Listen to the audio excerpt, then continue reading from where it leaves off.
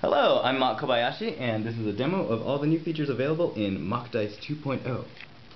Here's a little loading screen, and it'll take a little bit of time to load up that first board, but it should look pretty much like the last one.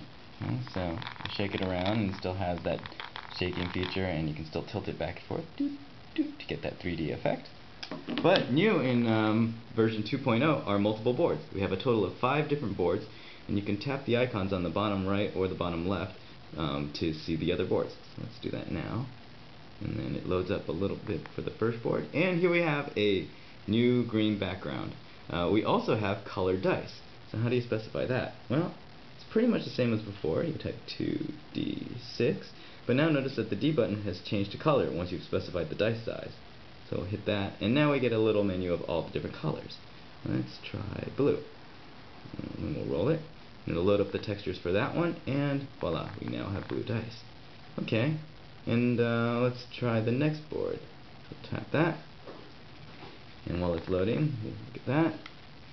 Notice that we can actually mix the colors, so you can have different colored dice on the same board, and each board will actually remember what dice it had on there last. So if we go back, you notice it's much smoother, but it actually remembers that it had 2 blue dice. Now let's try a game with 5 6-sided dice.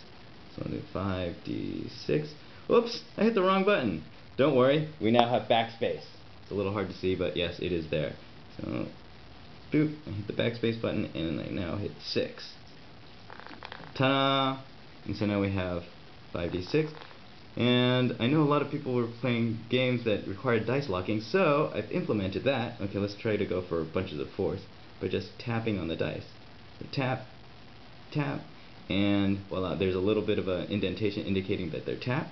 So now if I roll the dice, those two stay their same value, and so on and so forth. But not only that, you can actually drag the dice around, so like that, and if you move them fast enough, they'll actually throw. So you can actually throw individual dice. In fact, you can kind of do this with multiple dice, although it's a little bit tricky.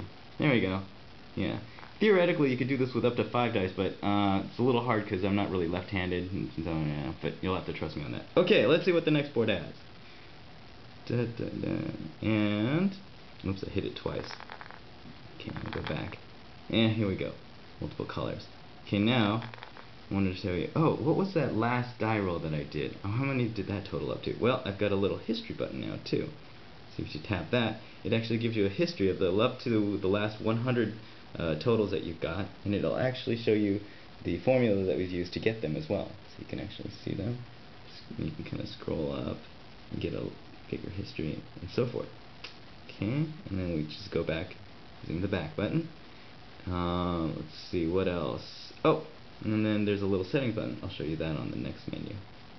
Okay, so just like before, we have all the little things. We can throw the dice around, move them around, and interact with them. The settings button, and we have all sorts of things. These are just some of the most requested settings that I've encountered. So you can actually reduce the shake sensitivity so it doesn't just like shake on a dime.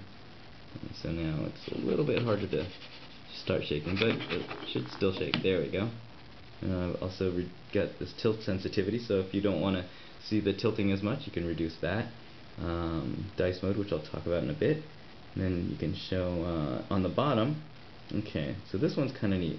On the bottom, by default, it just shows you the total value of all the dice. But you could also do, say, subtotals or counts. And this might come in handy. For example, let's try subtotals.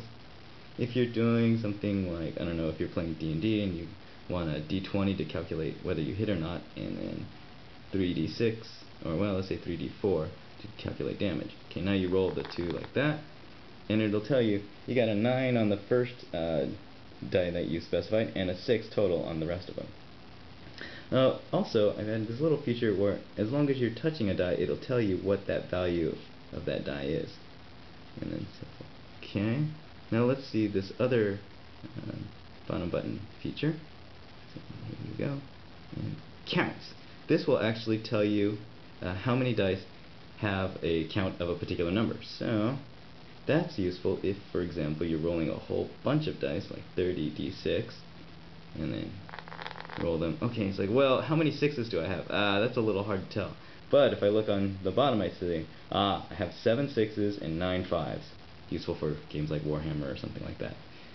And what else do we have? Oh, and then some people like the 6-sided dice with the traditional pips, and some people like them with numbers, so I kind of added that as an option. And then the last two are for 10-sided dice. So you can either see the numbers 0 through 9 on there, or the numbers 1 through 10. And then the values can also be going from 1 through 10 or 0 through 9, which is used for a couple games. Okay, and finally I wanted to show a little bit about this other rolling system called the One Roll Engine. It's a really neat system. You should look it up, check it out, maybe a Wikipedia article or something like that. And in this system, you actually only roll d10s, but you can actually have 3 different types. And so I've used the little roller system to kind of indicate what types you have there, and then you can also specify different dice color. And hit roll. Let's see. There we go. There we go.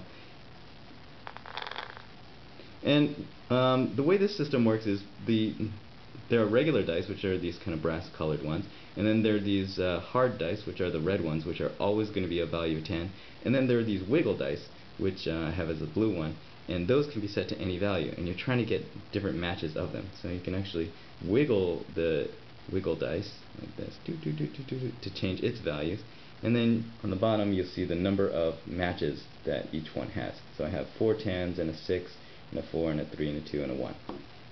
And that's pretty much it for the new features in Mach Dice 2.1 or 2.0. And hope you enjoy it. Thank you.